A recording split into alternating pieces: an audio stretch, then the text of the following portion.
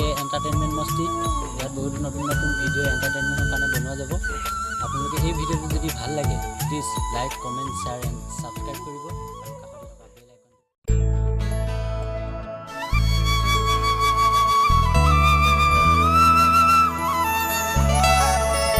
খুৰি যাৰ কোহে কোহে কোহে কোহে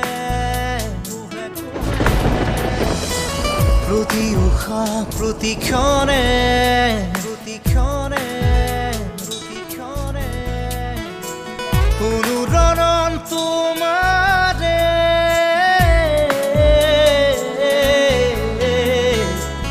ও মেঘৰঞ্জনী